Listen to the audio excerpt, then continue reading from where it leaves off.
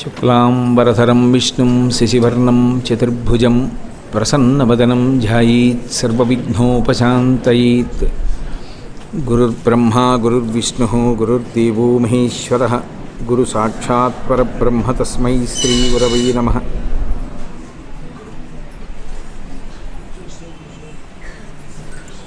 వ్యాసాయ విష్ణురూపాయ వ్యాసరూపాయ విష్ణవే నమో వై బ్రహ్మనిధయే వాసిష్ఠాయ నమో నమః. కూజంతం రామ రామీతి మధురం మధురాక్షరం ఆరుహ్య కవితాశాఖాం వందే వాల్మీకికోకిలం.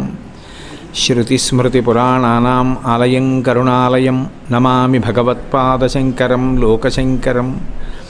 వాగర్ధావివ సంపృక్తౌ వాగర్ధప్రతిపత్తయే జగతః పితరౌ వందే పార్వతీపరమేశ్వరౌ. సూక్తిం సమగ్రేతు న స్వయమేవ లక్ష్మీ శ్రీరంగరాజమహిషీమధురైః కటాక్షైః. వైదగ్ధ్యవర్ణగుణగుంభనగౌరవైర్యాం కండూలకర్ణకుహరాः కవయోధయంతి. హైమోర్ధ్వపుండ్రమజహన్మకుటం సునాసం మందస్మితం మకరకుండలచారుగండం బింబాధరం బహుళదీర్ఘకృపాకటాక్షం. శ్రీవేంకటేశముఖమాత్మని సన్నిధత్తాం. విమలపటి కమలకుటి పుస్తకరుద్రాక్షశస్తహస్తపుటి కామాక్షి పక్ష్మలాక్షి కలిత విపంచి విభాసి వైరించి. మనోజవం మరుతతుల్యవేగం జితేంద్రియం బుద్ధిమతాం వరిష్టం వాతాత్మజం వనరయూధముఖ్యం శ్రీరామదూతం శిరసా నమామి.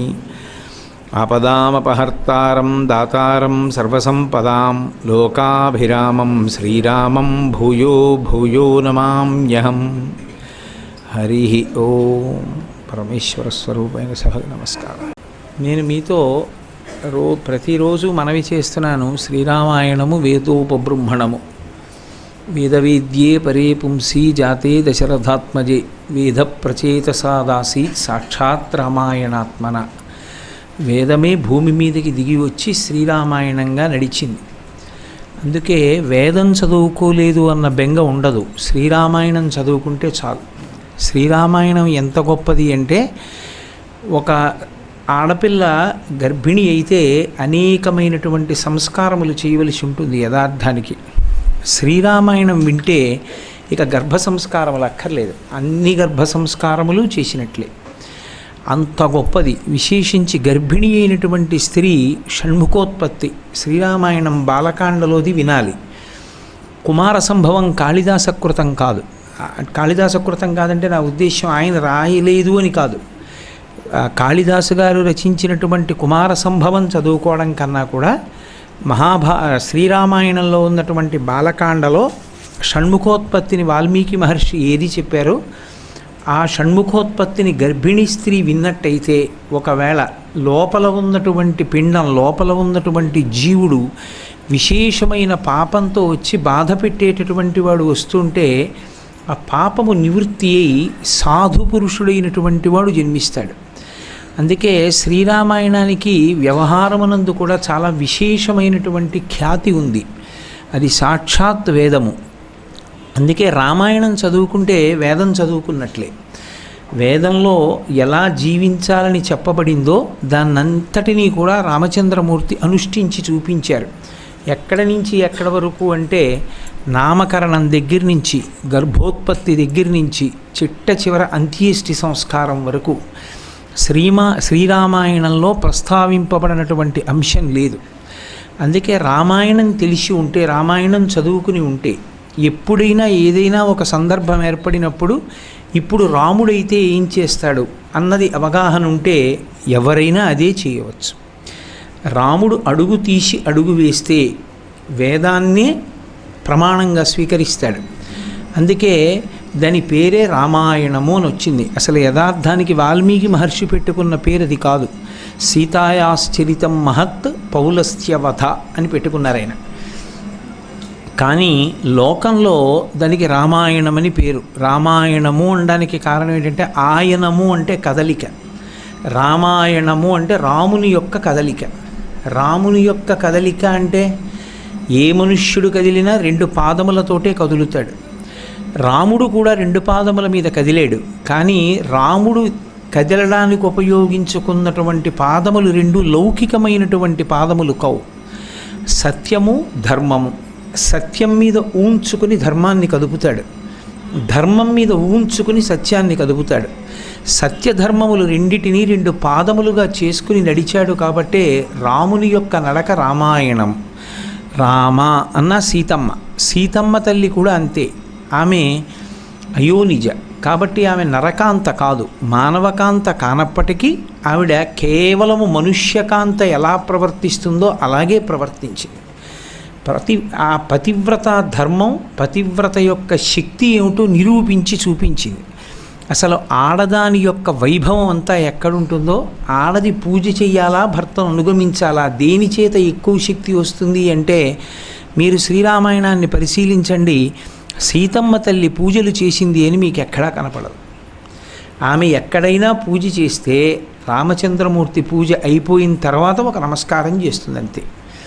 భర్తని అనుగమించడమే ఆమె యొక్క శక్తి. సనాతన ధర్మమునందున్న గొప్పతనం ఏమిటంటే స్త్రీకి పూజ లేదు, ఆడదానికి పూజ చెయ్యవలసిన అవసరం లేదు. ఎందుచేత అంటే మగవాడు ఎప్పుడూ ఒక ఇబ్బందిలో ఉంటాడు.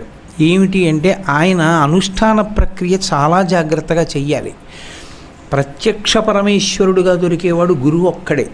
కానీ గురువుకి సేవ చేయడానికి 365 రోజులు గురువుగారు అందుబాటులో ఉంటారని నమ్మకం ఉండదు కదా.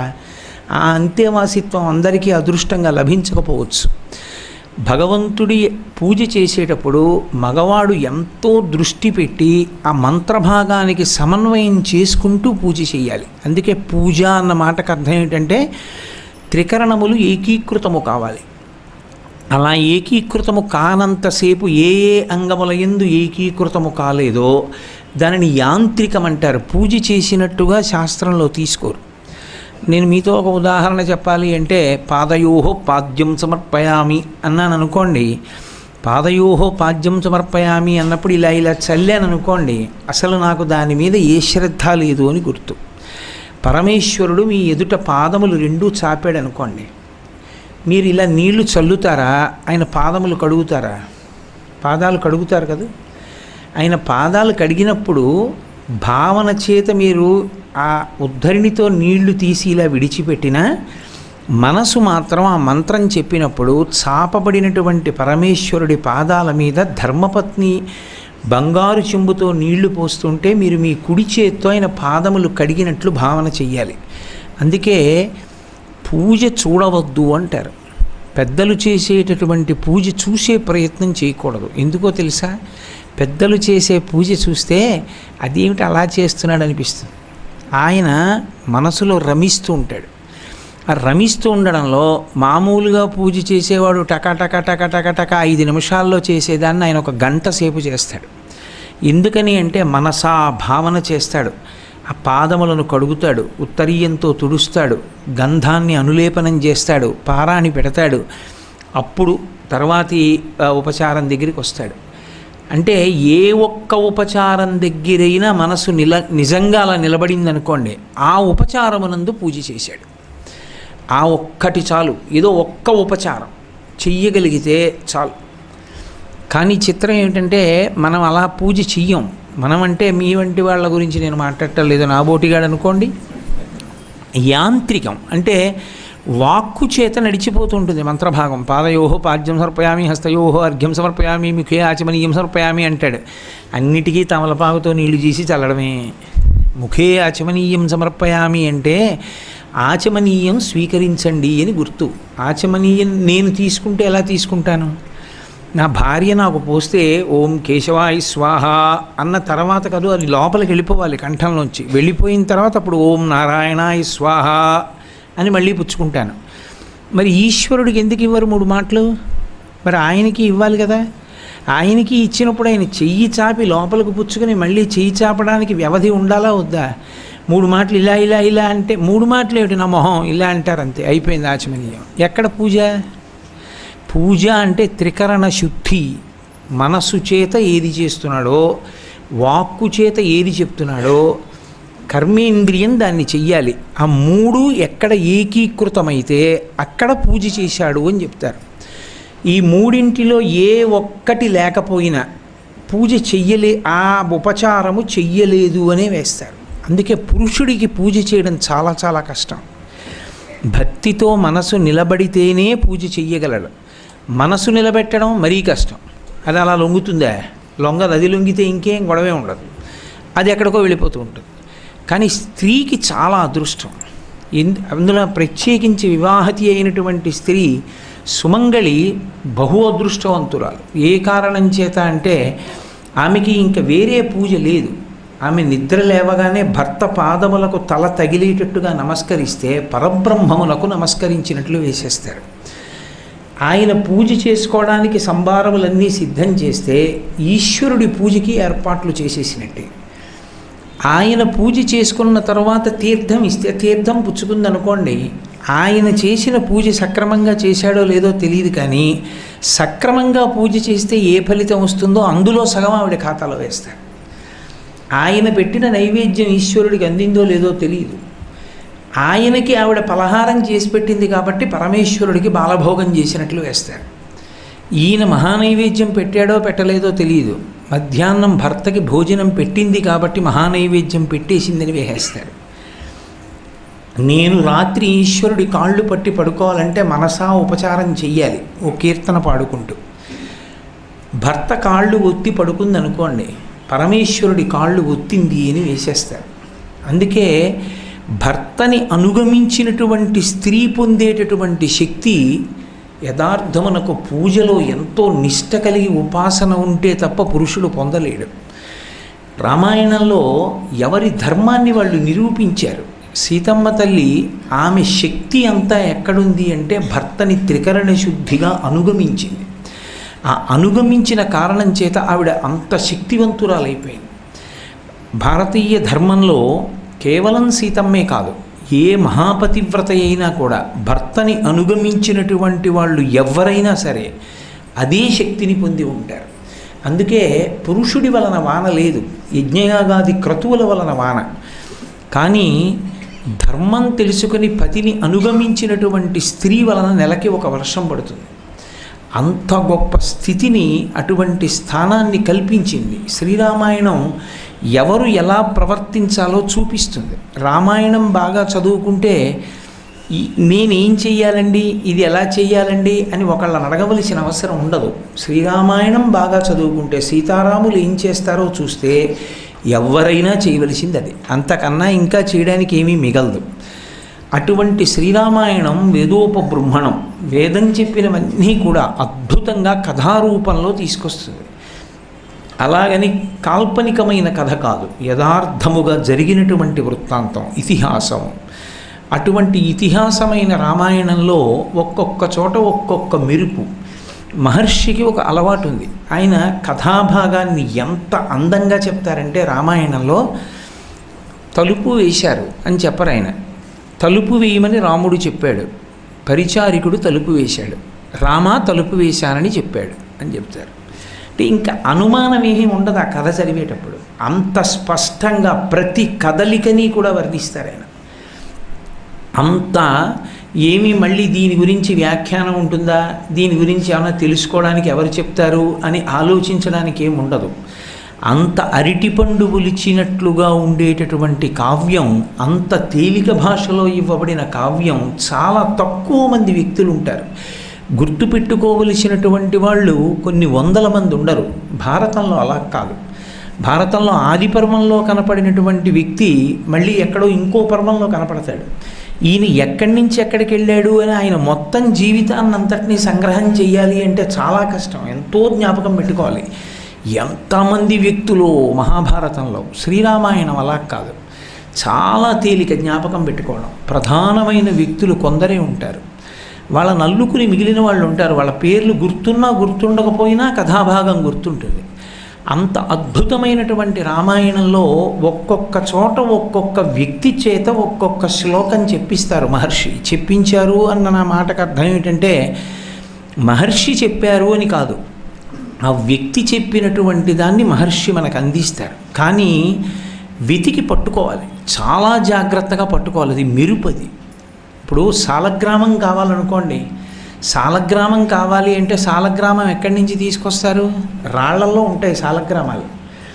రాళ్లల్లో ఉన్న సాలగ్రామాన్ని తీయాలి అంటే రాళ్ల దగ్గరికే వెళ్ళాలి, వెళ్ళి రాళ్లల్లో వెతికితే సాలగ్రామం వస్తుంది.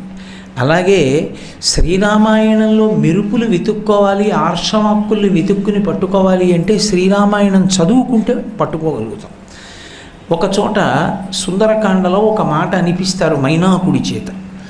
ఆ మైనాకుడు స్వామి హనుమతో మాట్లాడుతూ ఒక మాట అంటాడు, కృతీచ ప్రతికర్తవ్యం ఏష ధర్మ సనాతన సోయం తత్ ప్రతికారార్థి తత్వ సమ్మానమర్హతి అంటాడు. కృతీచ ప్రతికర్తవ్యం ఏష ధర్మ సనాతన. అసలు మన ధర్మం పేరే సనాతన ధర్మం. సనాతన ధర్మమేమో తెలుసా హనుమా అంటూ కృతీచ ప్రతికర్తవ్యం, ఎవరు మనకి ఉపకారం చేశాడో వారికి తిరిగి ఉపకారం చేయడమే ప్రధానమైనటువంటి ధర్మం. లోకంలో సామాన్య ధర్మములు అని విశేష ధర్మములు అని రెండు ఉంటాయి. సామాన్య ధర్మములు అన్న మాటకు అర్థం ఏమిటంటే మనుష్యుడిగా పుట్టినటువంటి ప్రతివాడు చెయ్యాలి. కొన్ని విశేష ధర్మములు ఉంటాయి. ఆ విశేష ధర్మములు జన్మ చేత ఏ కులంలో పుట్టాడు, ఎక్కడ ఏ ఆశ్రమంలో ఉన్నాడు, ఈ రెండిటి చేత విశేష ధర్మం ఉంటుంది. ఒక బ్రాహ్మణుడు ఉన్నాడు అనుకోండి, ఆయనకి విశేష ధర్మం అత్యంత ప్రధానమైంది సంధ్యావందనం. బ్రాహ్మణుడికే కాదు, యజ్ఞోపవీతం ఉన్న ఎవరికైనా. అలాగని బ్రాహ్మణ క్షత్రియ వైశ్యులకు మాత్రమే కదండి యజ్ఞోపవీతం ఉంటుంది. అందుకని 4వ వర్ణం వాళ్ళు ఏమీ చెయ్యక్కర్లేదా అంటే ఏమీ చెయ్యక్కర్లేదని విడిచిపెట్టలేదు. స్కాందపురాణంలో సూర్యభగవాను ఉద్దేశించి ఒక స్తోత్రం ఉంది. ఆ స్తోత్రం ప్రతిరోజు నిద్ర లేచిన తర్వాత పూజామందిరంలో సూర్యుడికి అభిముఖంగా నిలబడి చదవాలి. అది సంధ్యావందనంతో సమానం 4వ వర్ణం వాళ్ళకి. తప్పించి ఎవరినీ ధర్మం నుంచి మినహాయించరు. సామాన్య ధర్మము అందరినీ ఉద్దేశించుంటుంది. ప్రతి మనుష్యుడు పాటించాలి సామాన్య ధర్మం. సామాన్య ధర్మములలో అత్యంత గొప్పది ఏది అంటే అహింస. అహింసా పరమో ధర్మ. కానీ అహింస అన్న మాటని వేదం ఎలా చెప్పిందో అలా అర్థం చేసుకోవాలి. అంతేకాని అహింస అన్న మాటని రకరకాలుగా అన్వయం చేసినటువంటి వాళ్ళు ఉన్నారు. కానీ ఆ అహింస పాటించడం ఎవరికీ సాధ్యం కాదు. ఏదో అసలు ఏ ప్రాణిని చంపవద్దు, అప్పుడే అహింస అని నేను అన్నాను అనుకోండి, అసలు ఈ మాట నేను చెప్పినప్పుడు చాలా ప్రాణులు చచ్చిపోతాయి.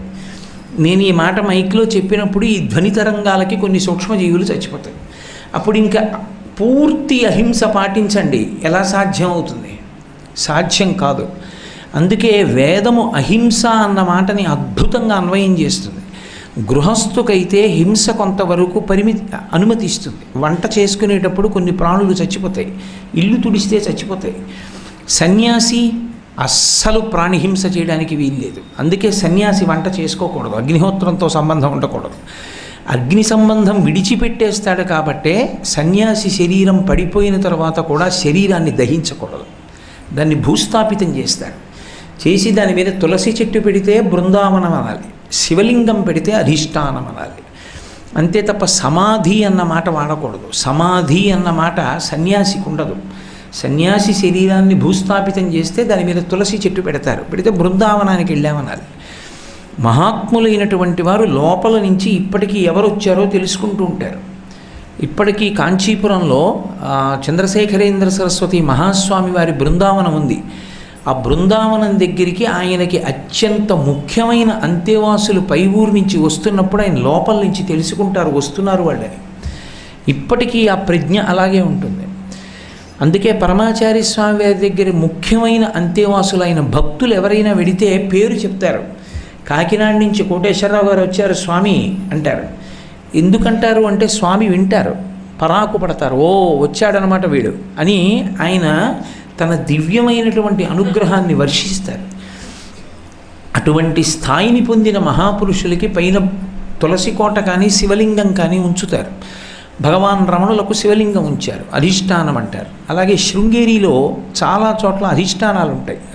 గురువుల యొక్క శరీరాల్ని ఉంచేసినటువంటి ప్రదేశం పైన శివలింగములు పెట్టి ఉంటాయి. ప్రతిరోజు ఇప్పుడు ఉన్నటువంటి గురువుగారు వెళ్ళి నమస్కారం చేస్తారు.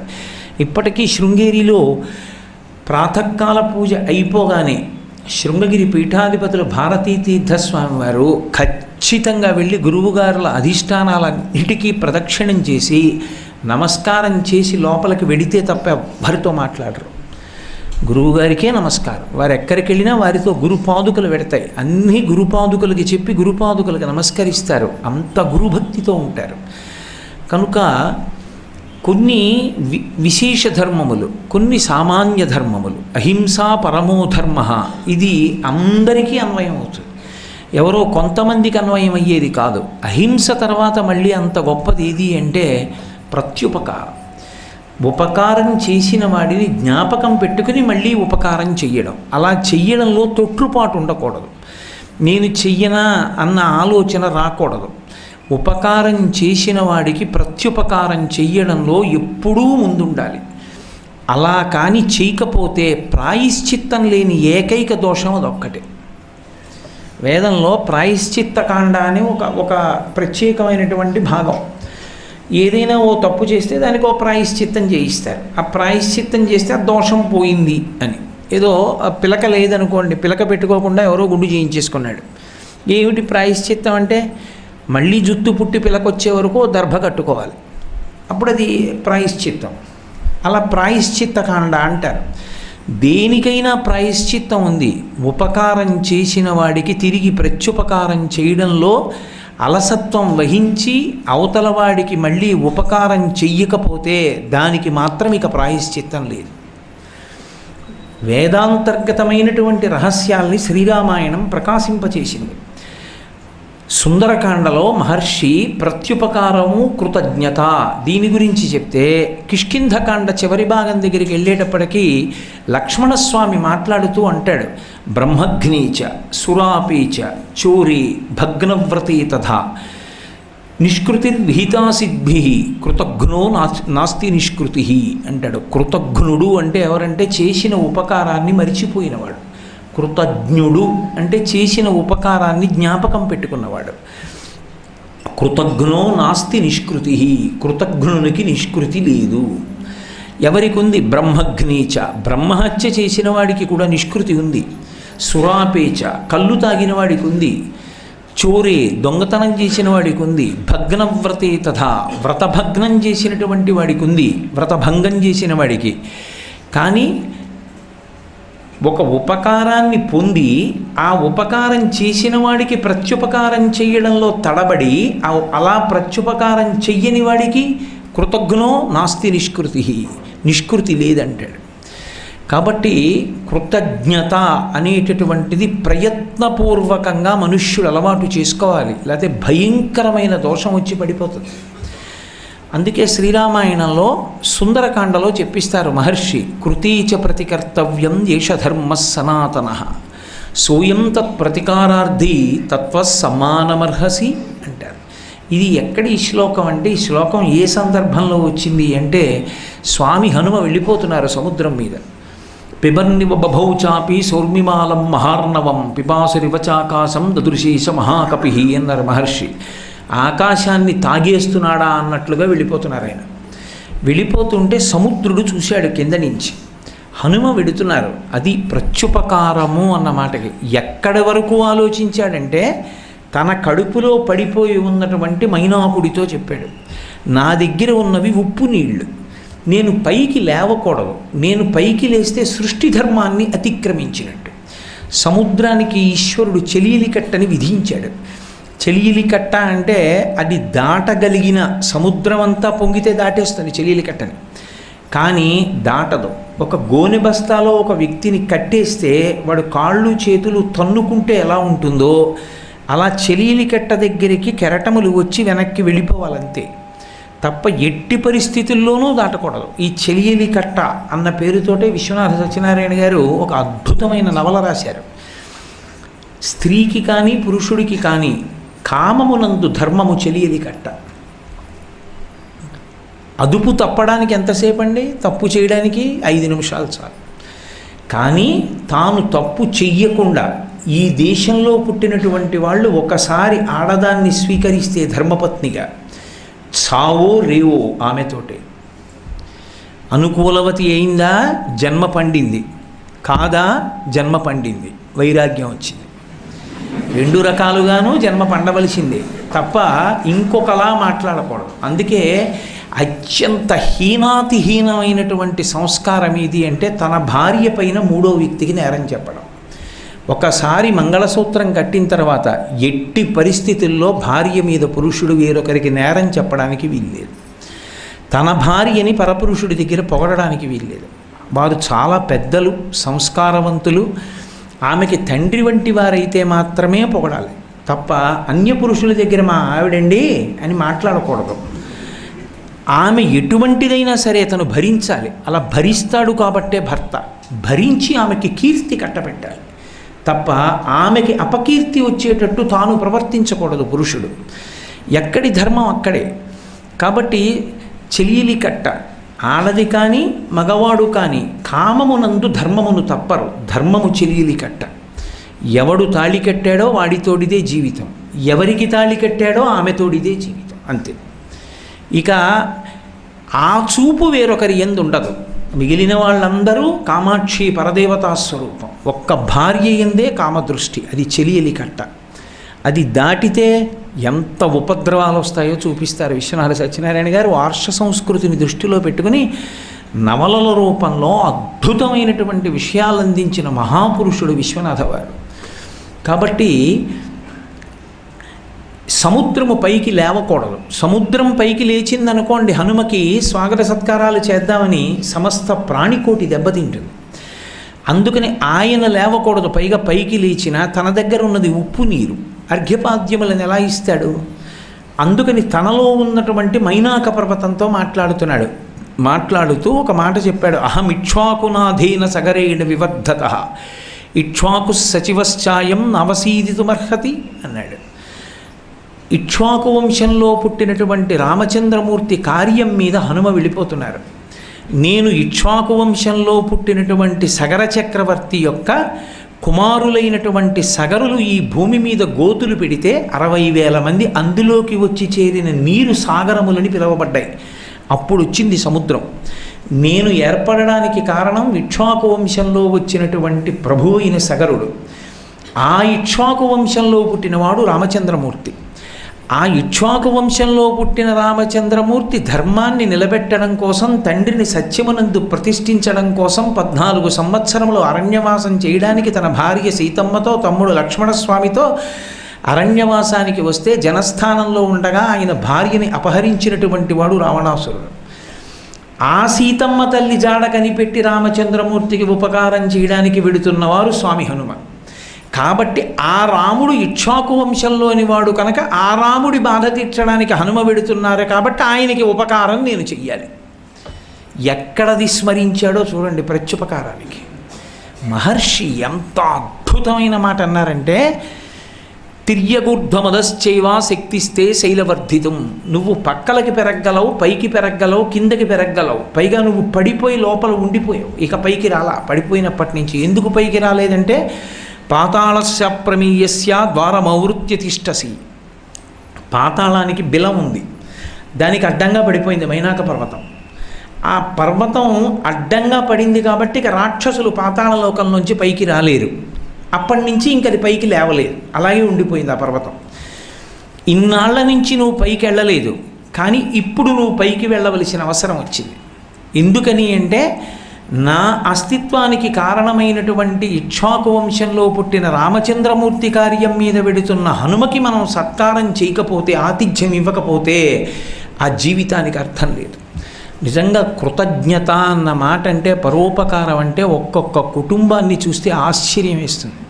మేము కాశీపట్టణానికి వెళ్ళాము. కాశీపట్టణంలో మాకు చాలా ఉపకారం చేశారు. యాత్ర చేసినప్పుడు ఆయన ఒక మాట చెప్తే నేను తెల్లబోయాను. వాళ్ళ నాన్నగారు ఎప్పుడైనా ఎవరింటికైనా వెళ్ళి భోజనం చేస్తే వాళ్ళింట్లో శుభకార్యం జరుగుతోంది అని తెలుసుకుంటే ఆయన పిలవకపోయినా సరే అక్కడికి వెళ్ళి అక్షతలు వేసి ఆశీర్వచనం చేసి వచ్చేవారట, కొంత జపం చేసి ఆ జప ఫలితాన్ని ధారపోస్తూ. అంత ప్రత్యుపకార బుద్ధి. వాళ్ళ ఇంట్లో ఫలానా అప్పుడు నేను అన్నం తిన్నాను రా, మనం వెళ్ళి వాళ్ళ ఇంట్లో ఆశీర్వచనం చేసి రావాలని వెళ్ళేవారట. అంతటి ప్రత్యుపకార బుద్ధితో ఉంటారు మహాత్ములు. కాబట్టి ఇప్పుడు నువ్వు పైకిలే అన్నాడు పర్వతాన్ని సముద్రుడు.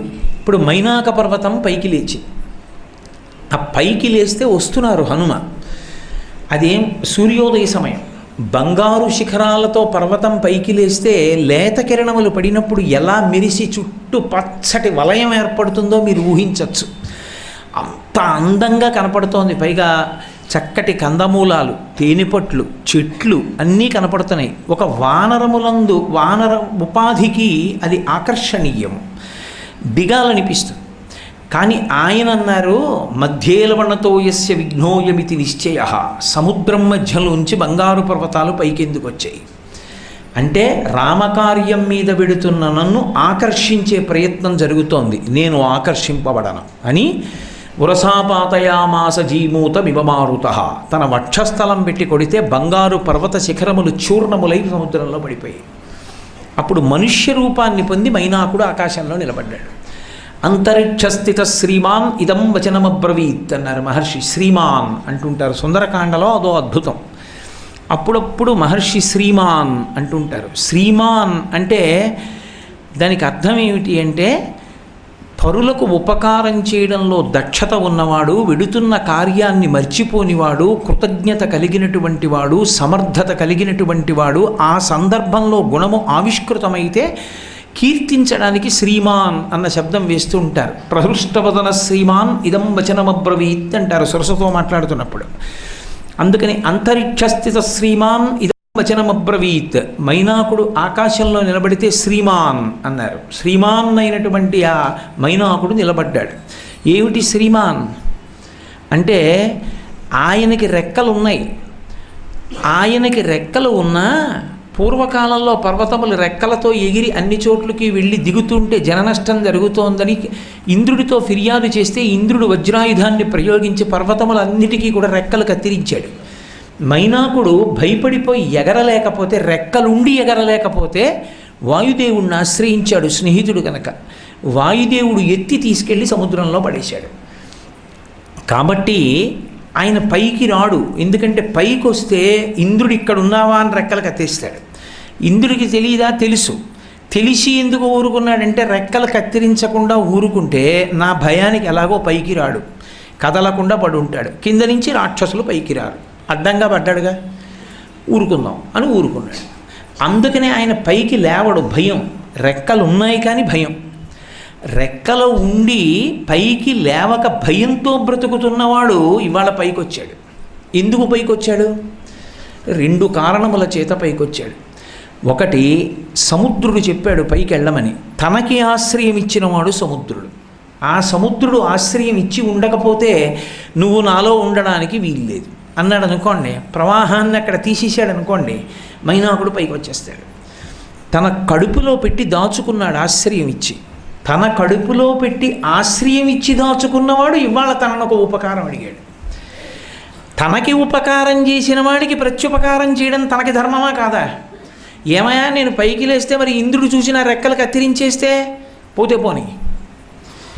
ఇంతకుముందు రెక్కలు కాపాడుకోవాలనుకున్నాడు, ఇప్పుడు పోతే పోని రెక్కలు అన్నాడు. ఎందుకని? నేనిప్పుడు పైకి లేస్తే ఏకకాలమునందు ఇద్దరికి ప్రత్యుపకారం జరుగుతుంది.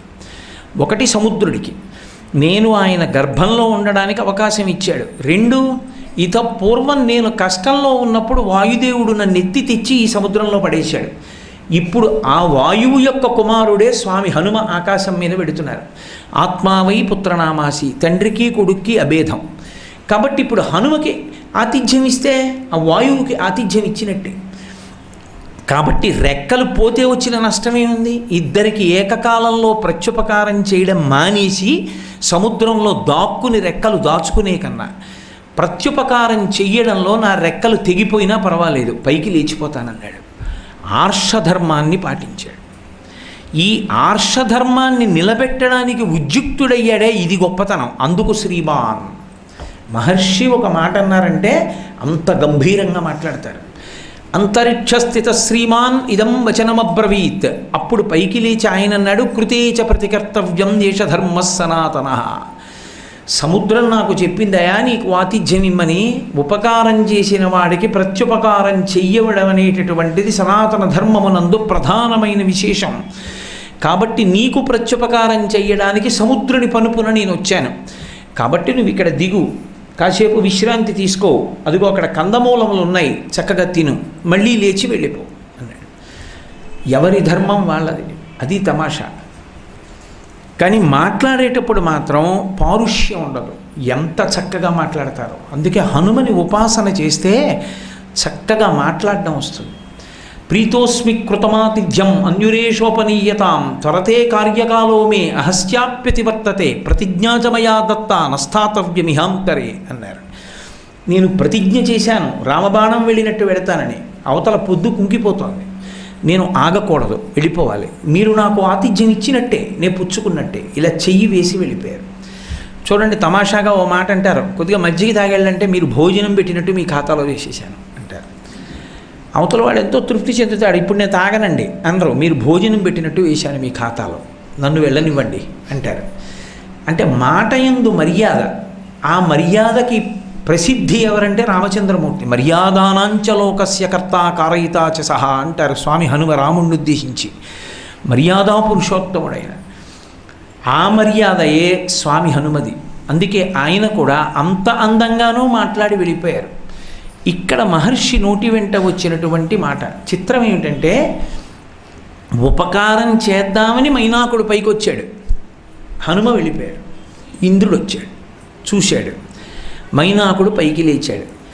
ఇప్పుడు రెక్కలు కత్తిరించచ్చుగా, లేచిపోయాడు కాబట్టి సముద్రానికి ద్వారం దగ్గర నుంచి చూసి అన్నాడు, హిరణ్యనాభ శైలేంద్ర పరితుష్టోస్మితే భృశం అభయంతే ప్రయచ్ఛామి తిష్ట సౌమ్య యథాసుఖం అన్నాడు.